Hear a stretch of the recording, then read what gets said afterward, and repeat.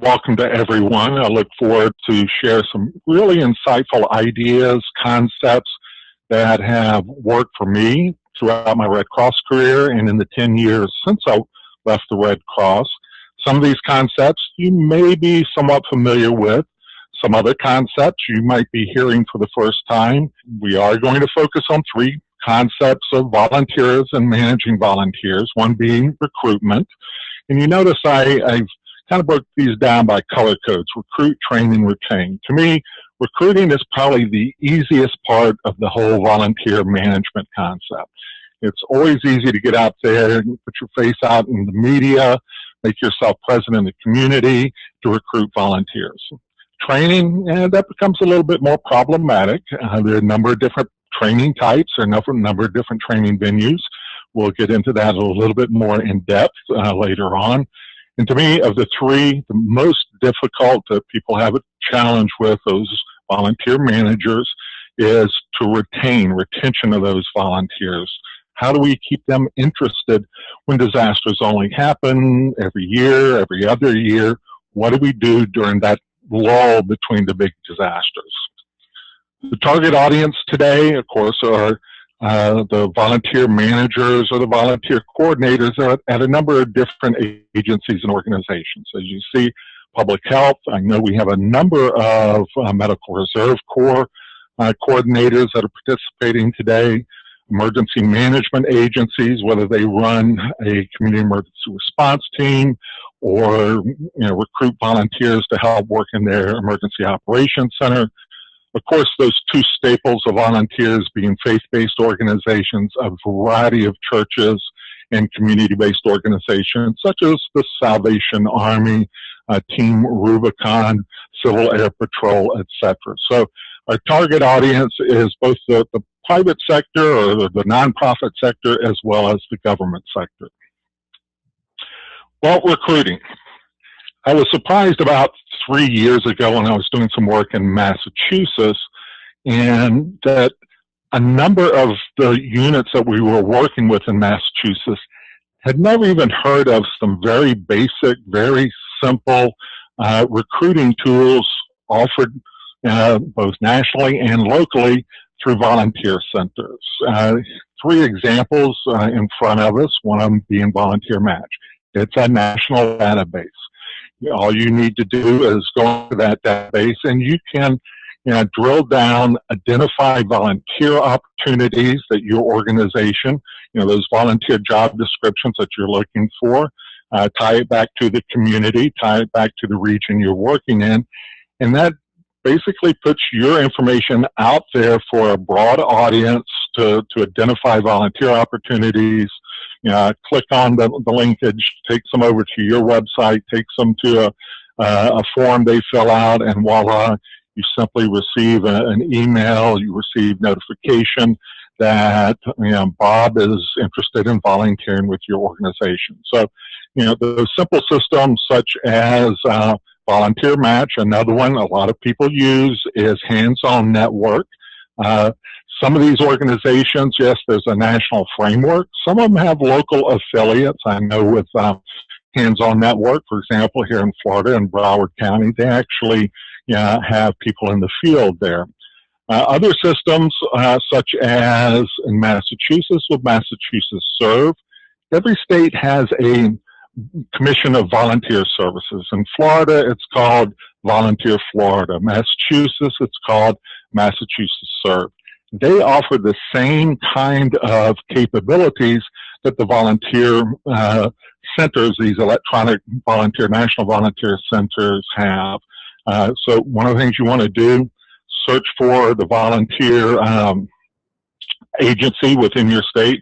Usually just type in Georgia Commission on Volunteerism, and it's going to pop up with information on that agency, usually under the governor's office, kind of quasi-governmental, and find out how to become part of their system. So once again, you can list your volunteer opportunities on their website. Have them work to recruit your volunteers. Now, across the country, United Way provides a lot of leadership in managing those traditional, bricks and mortar volunteer centers. They'll be housed in a local United Way office where I'm at here in Tallahassee, Florida. It's based within the government. Leon County government actually has the responsibility for coordinating volunteers. Now, yes, these agencies, all three of them, all three concepts here, recruit volunteers day in and day out for a wide variety of volunteer opportunities. But all of them also really drill down and focus in on recruiting volunteers for you for disaster preparedness, for disaster response, and for that long-term disaster recovery. So I really stress, spend some time on the internet, look at these national resources, look at your state resources, and of course look at for your local resources, and use them to the greatest extent possible. Local memorandums of understanding. A couple that worked for me during my career, was one with the American Legion. The American Legion doesn't have a well-defined disaster role per se. So what we did, we had 3 American Legions that were in our area. We worked with all 3 of them to sit down and work out a memorandum of understanding whereby they recruited their membership to become volunteers. We provided the training for them, and in the time of a disaster, they turned to their membership. They recruited individuals to come volunteer for us. So it kind of took some of the burden off us from the standpoint of, having to contact that many more people. I always looked at it, it's easier to contact 20 organizations that you have a really good, solid memorandum of understanding with, let them recruit their members. If each of them bring 10 or 20 people a piece, you've got enough to open 30 or 40 shelters. So, really focusing on those ongoing memorandums of understanding and making sure if you have them that you go back every year, you revisit it, you re-sign them every 2 or 3 years so that both parties understand what the roles, responsibilities, and what everyone's agreeing to. Universities, oh man, working with universities is really great. Now, here in Tallahassee, there are 3 universities: Florida State, Florida A&M, and Tallahassee Community College, as well as 3 other community colleges in the rural communities. FSU, Florida State University, has a center for volunteerism. Now, working with these guys was a little bit different. Working with the American Legion, they would identify volunteers. We'd go into their location. We'd provide some training. They would recruit. A little bit of the challenge with students is, they're here for a short period of time, 3 or 4 years, to invest a lot of energy and effort in training individuals who are going to be here and gone in a couple of years. I learned early on, we really don't want to be spending lots of our resources to train, 50, 100, 200 university students every year. So our agreement with FSU's volunteer center was, if a disaster strikes, they would work to recruit as many volunteers as we need from their student body. Now, yes, there's no training that they have. They would show up and we would do essentially just-in-time training. It worked and worked very, very well for us over the years. Chamber of Commerce, I say the Chamber of Commerce, but the focus more is the chamber membership. Working with the Chamber of Commerce, you have those organizations, those agencies, those companies, those businesses, those stores who want to become involved during a disaster. So once again, sort of like with the American Legion, we embedded ourselves in our local Chamber of Commerce. We attended their meetings, not necessarily from the standpoint of doing fundraising with the Chamber of Commerce, but much more in terms of let us train your employees, let us engage and work with your employees so that when we have a disaster in our community, we can call you up, Fringe Benefit Management Company, and you can recruit some of your volunteers, some of your staff internally to be volunteers. So 3 different concepts of memorandums of understanding. I really, once again, stress, you've got to constantly revisit those MOUs. You can't write it and then 3 or 4 years down the road, try to put it into place. You need to deal with these individuals who represent the various organizations on an ongoing basis. Now, this is an item that really astounds me, that very few people really know about, really understand, really work the opportunities. These are local and state disaster leave laws. Many of these disaster leave laws were passed back in the late 90s, some of them the early part of this century. We'll give you a couple of examples, one of them being the state of Illinois. There's the state statute, and the state statute basically in Illinois, it's a Red Cross specific statute. And I'm going to talk about the Red Cross specificity of it for a few minutes, and then I'm going to kind of cross over to how we made it work for us in Florida for a number of agencies. A lot of the state disaster leave laws are pretty much Red Cross specific.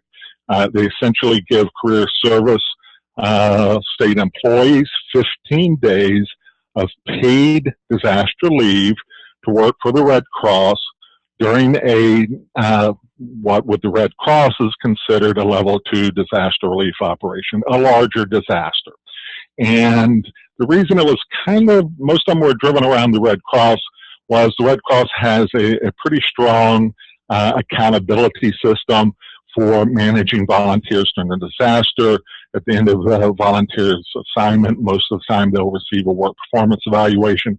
And it was that work performance evaluation that that state employee would have to take back to their supervisor and show, yes, I did show up every day over at the Red Cross. Here's my evaluation, so that they receive their paid leave. Most of them are 15 days during a 12-month cycle. Well, in Illinois, for example, that's giving you an opportunity to recruit 63,199 employees or potential volunteers. Now, in the state of California, it's a lot different, and there are other states that are like California. California is not Red Cross specific. It is very open-ended. It also runs about 15 days per 12-month cycle, provides those opportunities for state employees to volunteer with the agency that they are affiliated with, and in some cases may not be necessarily affiliated with, but when a disaster occurs in their community, in their region, they can volunteer and work through a volunteer reception center to be placed with an organization. So the one in California, once again, there's a state statute, is very open-ended, very flexible, and allows individuals to volunteer across the board. So how did we make the disaster leave law work for us in Florida? Well, as I said, we had over 4,100 volunteers. Tallahassee, we had about 27,000 employees, state employees. We used it as kind of that opportunity to get out of your work, help your community during the disaster. So it's pretty easy for us to constantly recruit, those individuals. Now, we also worked with, like the city of Tallahassee.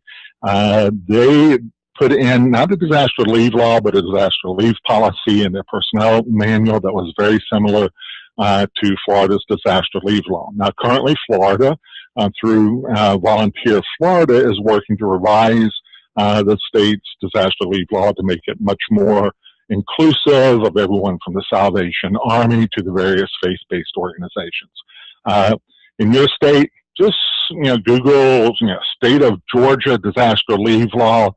You might have to hunt around a little bit, make sure you understand it, read the law, and as you'll see in a few minutes, I'm going to give you some ideas of how to use the law in lists of state employees or government employees to recruit possible volunteers. One last piece, again, dealing with disaster leave law type concepts, is the private sector. Boeing, for example, has a leave policy that will allow their employees to take 1 day of paid leave for every day of vacation time that they're willing to chip in. So for a volunteer or an employee wants to go work for any organization, they have the opportunity, as long as they're willing to cash in their volunteer time, Boeing is going to provide them with disaster leave time. So they're essentially getting paid for a day that they wouldn't have otherwise been paid for. In other words, all vacation time. Here locally, we basically work with Fringe Benefit Management Company. So a local-based company has about 450 staff members. We work with them to basically replicate the disaster leave policy that Boeing had. So once again, and the way we were able to identify this is working through our Chamber of Commerce.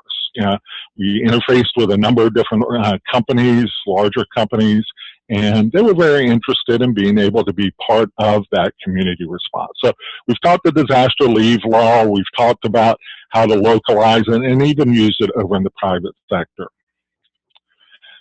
Another great recruiting tool, and it worked very well for us, is working with the various neighborhood organizations, whether it's a crime watch, a neighborhood watch, or even a neighborhood association. We embedded ourselves and attended every monthly Council of Neighborhood Associations meeting. They saw us as a member. They saw us providing disaster education to their residents, to the neighbors in those communities. Well, at the same time, we were, sort of like we did with American Legion, we were using those contacts to say, okay, let us, once again, do some training for you. And when there is a disaster that occurs within your neighborhood, we'll have pre-positioned some supplies in terms of doing damage assessment, and let them, work the damage assessment and report it back into you. So we developed little damage assessment kits. We provided them to the community leaders when a tornado or a hurricane, and we had 2 hurricanes in the last 2 years, strikes. Those neighbors come together, they conduct their damage assessment, and then they either call in, report in, or drive that damage assessment information back into our office. So by working with those neighborhood associations, in a sense, we made their residents, their neighbors, part of our community volunteer concept when a disaster strikes. Now, on the flip side, as I said, we did spend a lot of effort and energy working with neighborhood leaders to get them to become better prepared for disaster. So neighborhood communities, if you're in a rural area, and you don't have those traditional neighborhoods, we used volunteer fire department districts. However people gather, you can work with them in a helping neighbor type concept. We've all worked with faith-based organizations. I came up with a really neat concept while I was with the Red Cross about how to engage churches. Yes, Southern Baptist, they have a volunteer and disaster mission. Methodist Church has a volunteer and disaster mission. I didn't look at targeting those, faith-based organizations that already knew were going to be there, and they already had predefined roles. So I went about, how can I engage faith-based organizations who are somewhat on the fringe? They want to help in their community, they have resources, they have their parishioners, their members. So I came up with the idea solely of, okay, prepare your list of churches. Every Sunday, attend one of the Sunday services. I mean, actually just show up. With me, it was always pretty obvious. I was with the Red Cross. I identified myself very well. Show up at a church. The church members would start asking questions as to why I was there. And I would explain, this is an opportunity. We're reaching out to you. We want to help to make sure your church is ready for the next disaster, but we also want your membership to become trained volunteers to help the community during a disaster. So the way we did it, as I stated, just show up one Sunday to a church service. Might be a little bit awkward, but it gets everyone kind of asking questions. And from there, we started sharing email to the various churches, a paragraph, little preparedness bulletin that they would put in their Sunday bulletins. We would work to be a part of their vacation Bible schools. And probably the most interesting part of all of this, it led to a lifelong desire that I had, that on a Sunday, during the middle of Sunday services, that you get to pull the fire alarm and watch everyone evacuate the church. So we actually did that. We worked with several churches to help them develop their disaster plans, dealing with what do they do and when an event happens at their church. We worked with an AME church one Sunday, one of the largest ones in our community. Actually pulled the fire alarm. The fire department was always there, but we wanted to see how the 300 plus parishioners evacuated the church, went to their evacuation areas and accounted for everyone, including not only the sanctuary, but also the nursery school. So, there are a number of ways that you can really work to engage those various faith-based organizations. Once again, recruit them to be part of your organization, but still they remain and they have their own identity. So, that was one of the items that we were very successful at. Spontaneous, unaffiliated volunteers. Every time there's a disaster that comes along, large numbers of individuals want to become involved. Why do they volunteer? Simply, as I said, they want to be part of the action. They want to be part of the problem solving. They want to help their neighbors. They want to help other residents in their community. And whether that is the Cajun Navy that came to the help in Houston, Texas with the flooding, or it's just a couple of individuals wanting to spend a weekend helping serve meals. A lot of those individuals in that community are going to be directed to a disaster volunteer reception center. Now, it becomes our goal, you as an agency who's recruiting and utilizing volunteers, to kind of design some concepts and ideas how to make those spontaneous volunteers really want to become affiliated with your organization into the months and years ahead. So as we move down through the rest of this, dealing with training and retention, follow some of the ideas, some of the concepts that we've put in place that helps move those spontaneous, unaffiliated volunteers to become that volunteer at the Salvation Army, to become that volunteer over at Civil Air Patrol, to become that volunteer, with the Red Cross. So this is that opportunity to really, wrap your arms around individuals as they want to volunteer in time of disaster. Now, recruiting, marketing, that's what it's all about. To me, one of the most successful marketing ideas, concepts we had was via email and fax. In Florida, as in most states, you can access a list of every state employee. When you access their list, it'll tell you what city they're in, what community they're in. It'll give you their, of course, name. It'll give you their work phone number. It'll give you their fax phone number in many cases. But most important of all, it's going to give you their email address. In Florida, as I mentioned earlier, there are about 64,000 state employees and you can go to this website with State of Florida Employee Listen, and you can actually download as an Excel or CVS file all that information. Now, back in the early 2000s, we had a statewide project where we were recruiting state employees statewide to work in shelters. We used this list not totally on the email side, but on the fax side. We had lots of fax numbers. At that time, faxing, was much more critical. So what we do is essentially blast fax, put information in front of not just one or two people, but a whole office, very to the point, sending them over to a website if they want to volunteer. And we were touting the fact that, okay, you're a state employee, you can take 15 days paid disaster leave. Now, how did we use that to really enhance the broader spectrum of volunteerism in our community? Well, we had partnerships. We worked closely with the Disaster Animal Response Team. They ran the Pet Friendly Shelter. We worked very closely with the Psychological Association, who provided psychological first aid after a disaster. We worked very closely with the amateur radio operators. Well, what we essentially did was point out to all these groups, simply, let's get you out of your state job. That's easy enough for us to do. The only thing you have to do is become a registered, trained Red Cross volunteer.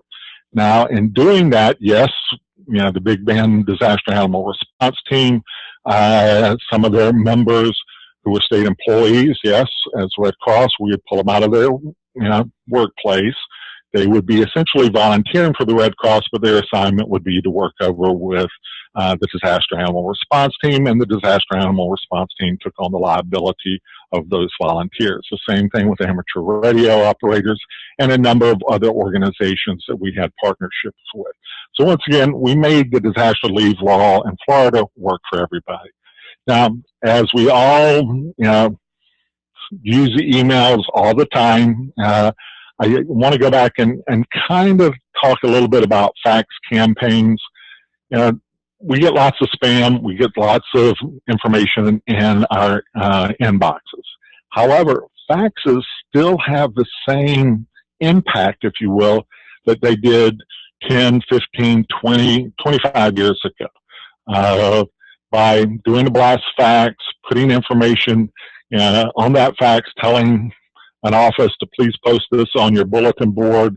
It's there. People can look at it, for the days and weeks and months ahead. Put your website on it. Drive people to your website.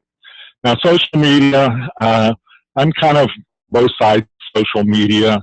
I've done some social media campaigns. I would not consider myself an expert on social media. There are people who know a lot more about how to utilize social media than I do for recruitment purposes.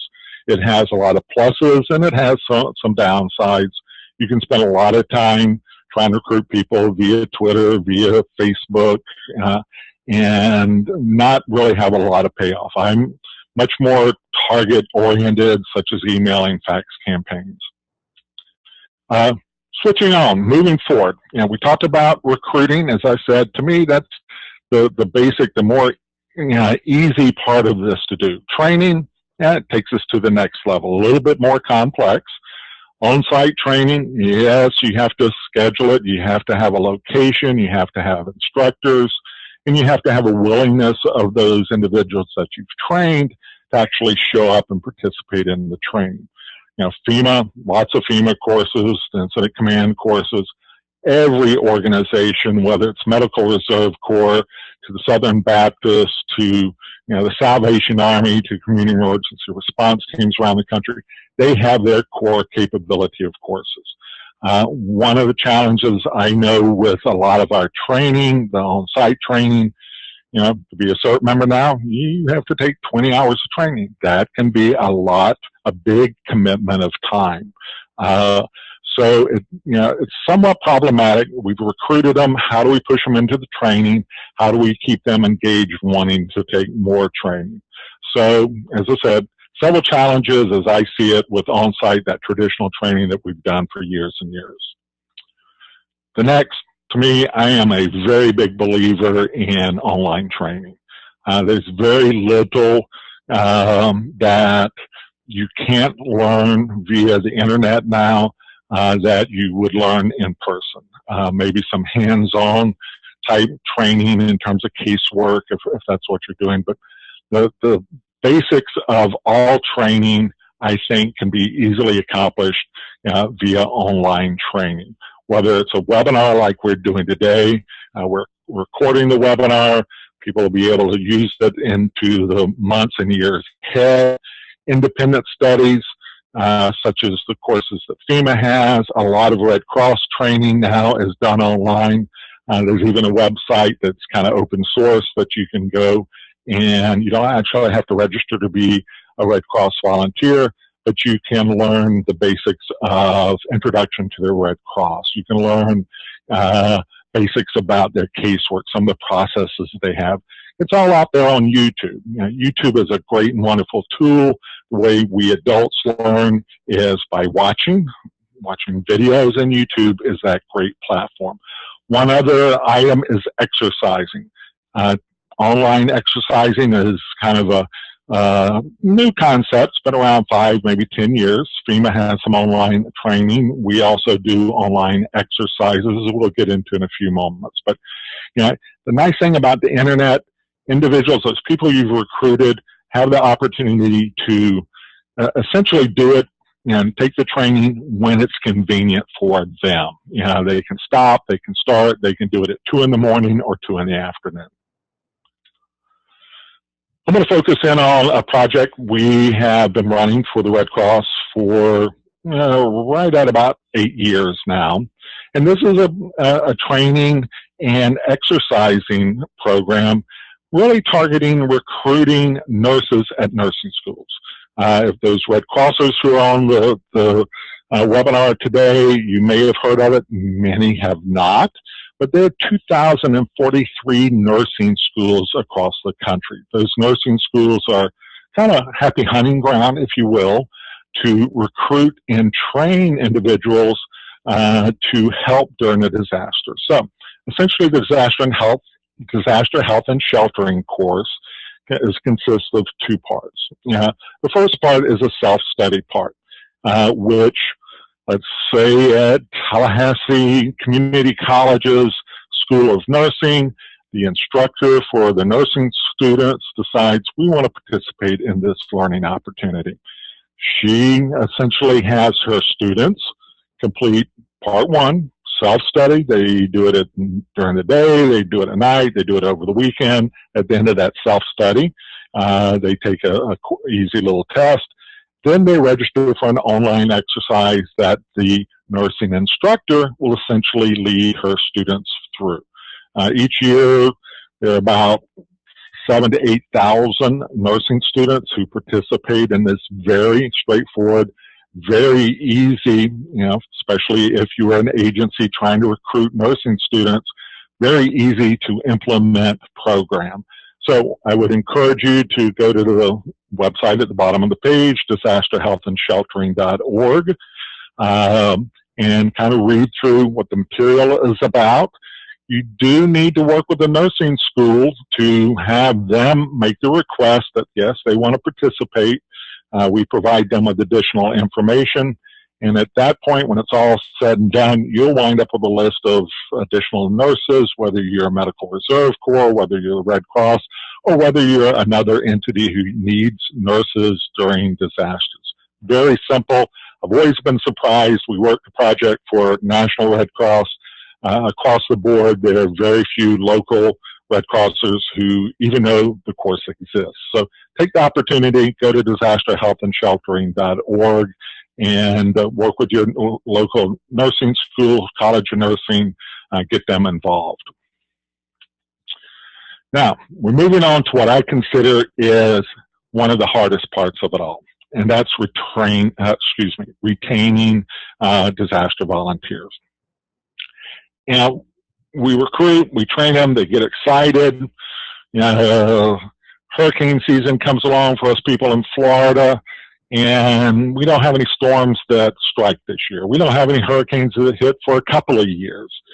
So those volunteers begin to go find something else to do. So the focus of retaining them becomes, to me, what I spent probably 80% of my time on.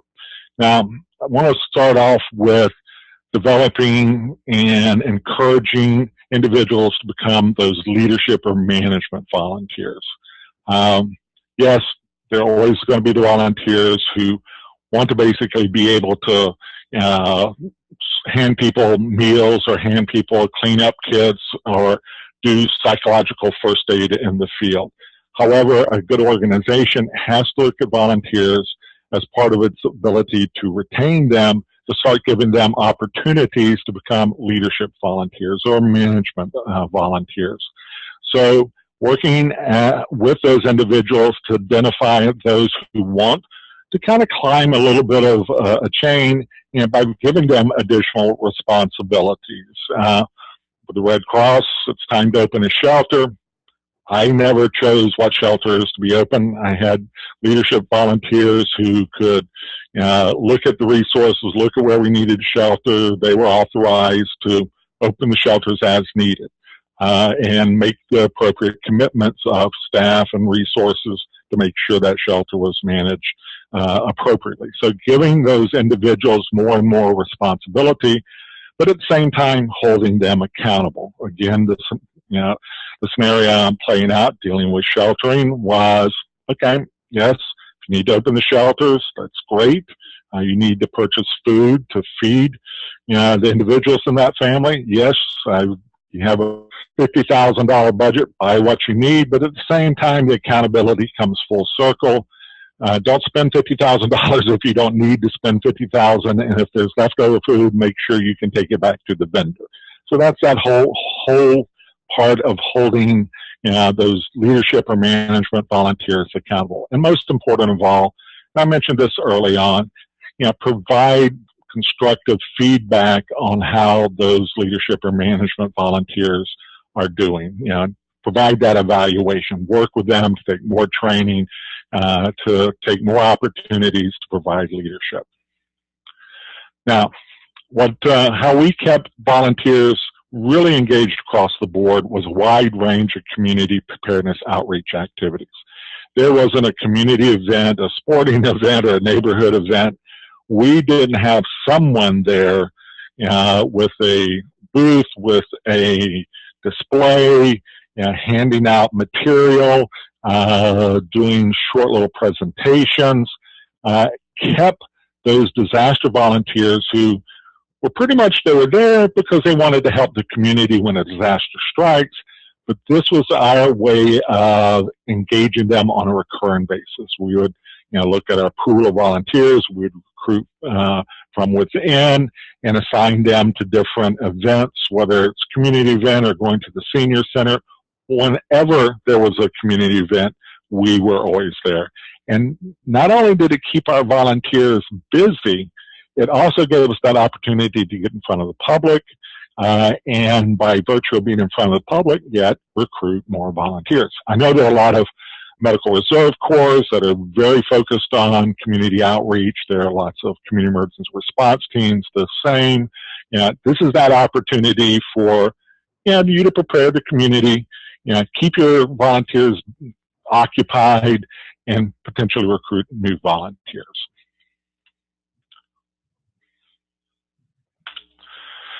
Now, a couple of pretty straightforward, easy to use systems to keep your volunteers engaged. The last Saturday of every month since 2010, we've conducted the Formable Footprint exercise. It's an exercise designed for volunteer organizations. Whether it's the Red Cross, whether it's a community emergency response team, a medical reserve corps. There are about 7 different scenarios, from wildfire to tornado to earthquake to hurricane. There is one kind of tongue-in-cheek, kind of a fun scenario. It's a zombie apocalypse built around a pandemic that participants really like. It's kind of a little bit different.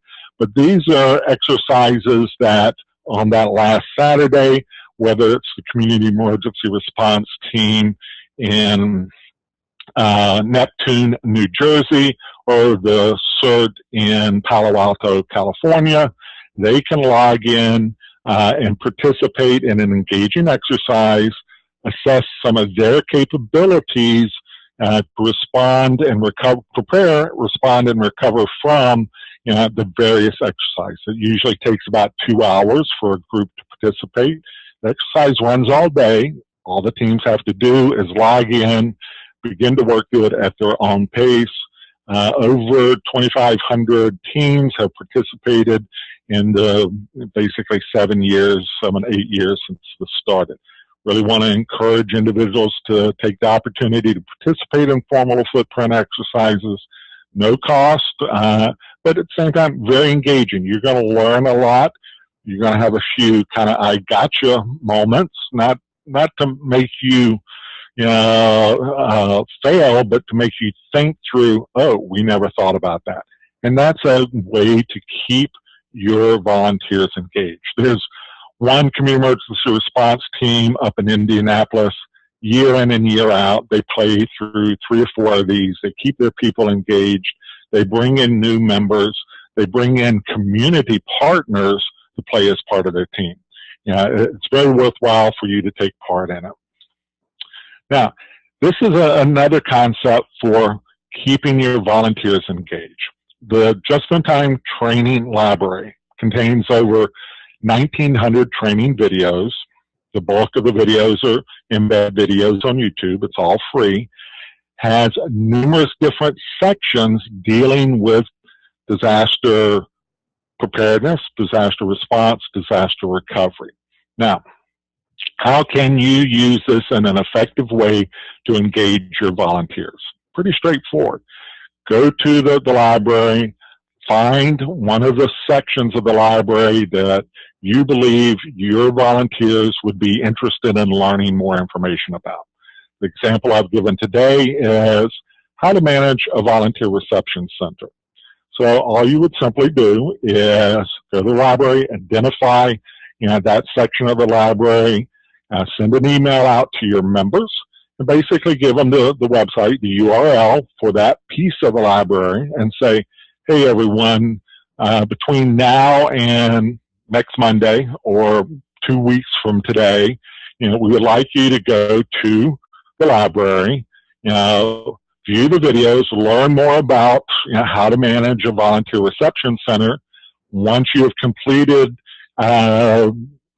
participating, viewing the videos, request a certificate of participation. Just click on where it says submit, and the certificate is emailed to the participant.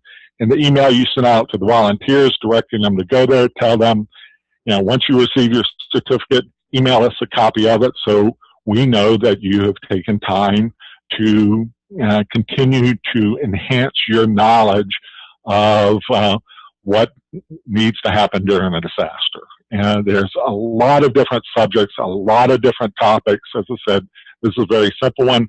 This is a very easy way, no-cost way to keep volunteers engaged. They can access the library anytime, day or night. Another good example of recurring training is through Safe+Ready. They're one of the hosts of today's webinar. They have a number of online free courses. There's one kind of a refresher course for community emergency response team. There's their website, safeandready.org. I encourage you to spend a few moments, go there, check them out. They just put up, as we see in front of us, power outage preparedness. It's a short training, but it's very informative.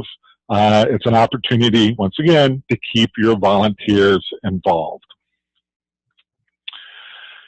Now, currently, for the last 3 or 4 years, we have conducted the Volunteer Reception Center exercise. Currently, it is scheduled for this coming September. It's that opportunity for you to bring your volunteers together and work through how to actually work in, manage, process volunteers in that Volunteer Reception Center concept.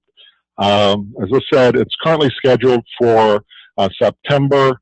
As it gets closer, probably midsummer, everyone who opted in and is participating during today's webinar will send you a notification as to how to register for that particular exercise. So hopefully this has been an informative 45, 50 minutes. Here's my contact information, Chris Floyd with the Disaster Resistant Communities Group, phone number, email address, website. If you have questions, concerns, want to share some ideas that we didn't touch upon and how to recruit and train volunteers, shoot me an email, pick up the phone, give me a call. But hopefully today we've shed light on some new ideas, some new ways to recruit, train, and most important of all, retain. Keep those volunteers engaged, keep them doing stuff, keep them learning, and they'll be there when you need them, when the tornado strikes, the floodwaters rise, the hurricane approaches, or the ground starts shaking. So with that, I really appreciate everyone participating today. I'm going to turn it back over to Tom for any questions that may have been presented or any questions that have been asked. Tom? Thanks, Chris. Thank you, Chris. So I'll begin with one comment from one of our attendees here. He says, the great thing about social media like Facebook is that there are a lot of Facebook groups with different communities. They've been in contact with those community group leaders and were able to do a couple things. They were able to post updates on every emergency incident, and they were also able to recruit. So they've had a great outpouring of support and volunteers from that method. So just a plug from Thomas Perez there.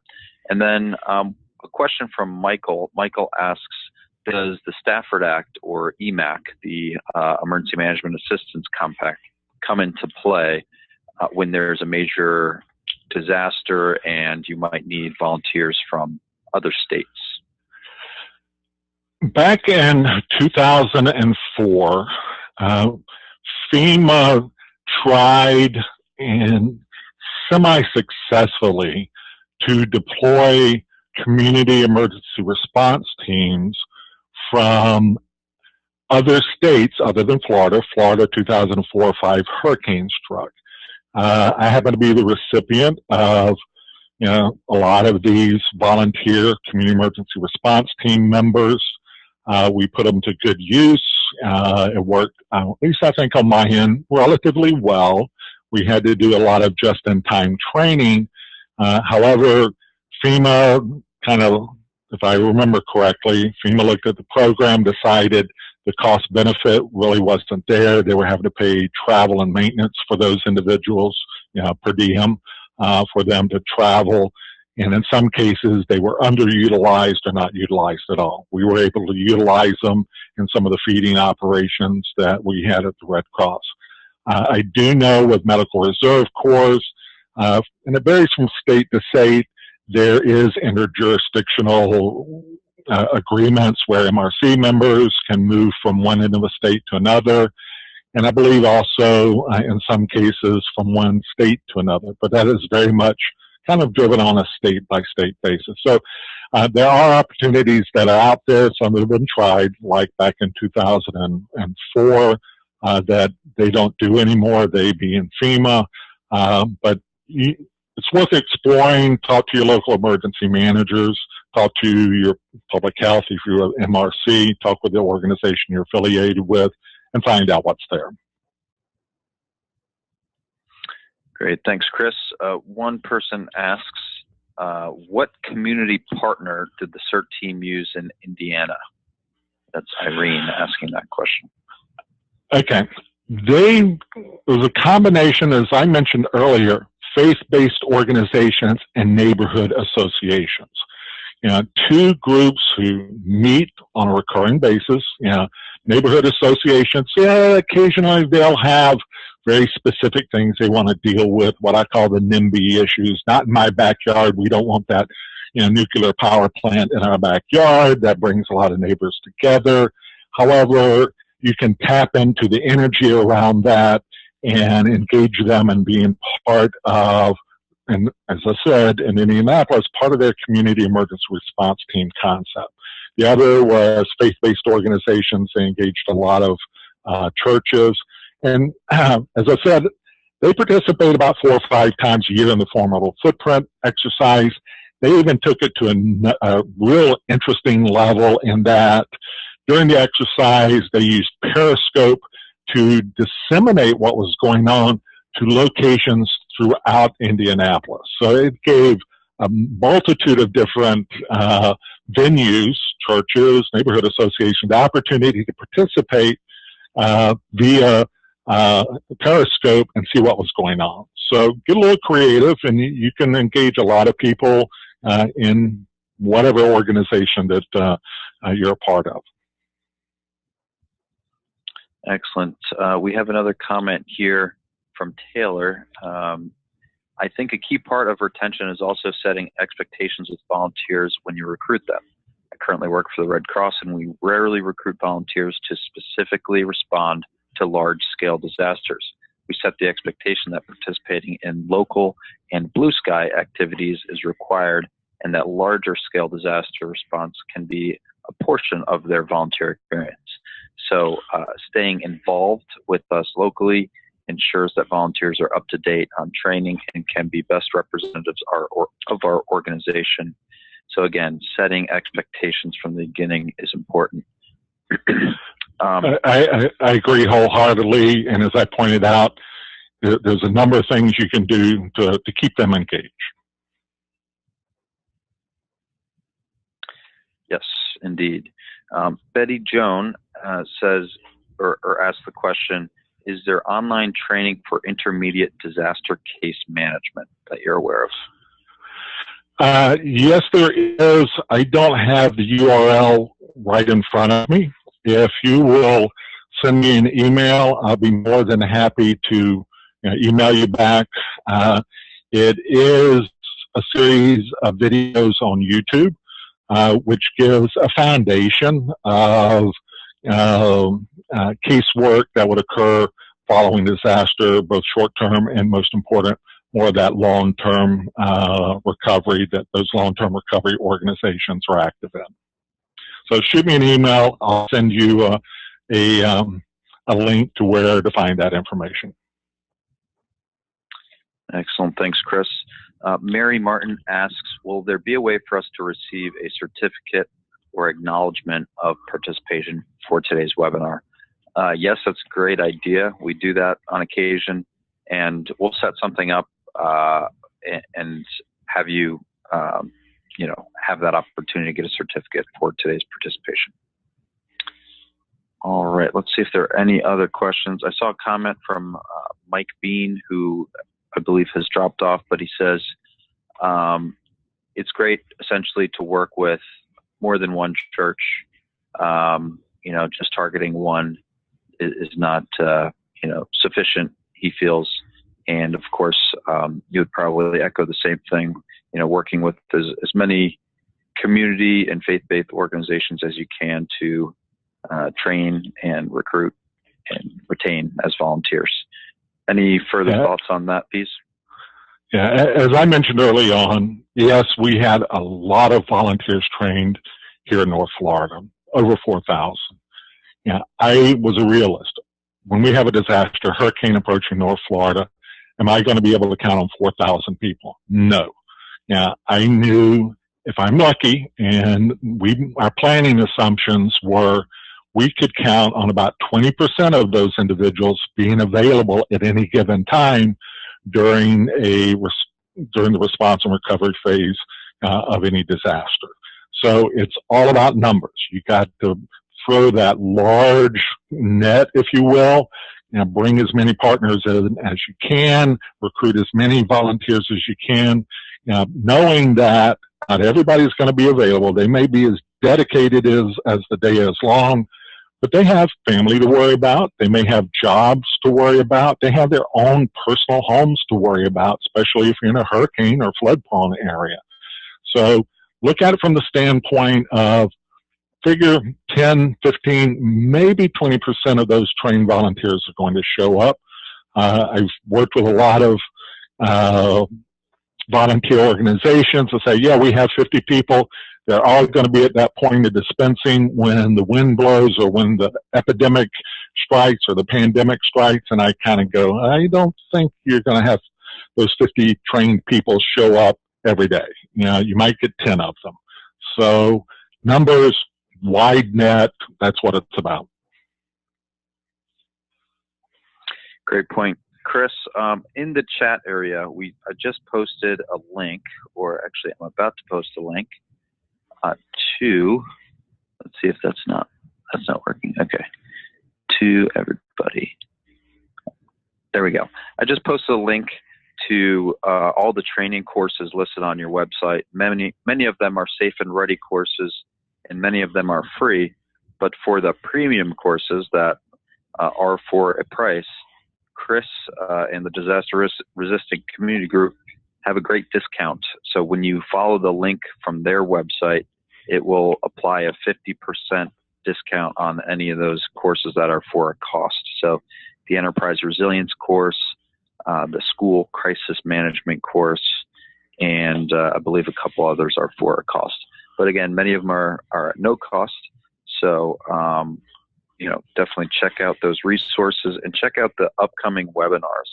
We have one coming up April 4th on hurricane preparedness, trying to get ahead of the hurricane season here. And that's going to be an excellent free online webinar. And beyond that, we have a couple other great presentations, one on children and disasters, and we're planning another one on the use of drones for disaster management. So very good topics. Stay tuned at the DRCG website or the Safe+Ready Institute website for more. Any closing comments, Chris? Once again, in a disaster, volunteers are truly the lifeblood of any community. Yes, they're those paid professionals, those response personnel from fire, from law enforcement, from EMS, from emergency management, but it is neighbor helping neighbor, the volunteers that really make the difference. And by reaching out in the community before the next disaster, work to recruit, train, and give those volunteers an opportunity to be as successful as they can. It's going to make your organization be successful. With that, I want to say thanks to everyone. Go forth and recruit and train and respond to disasters.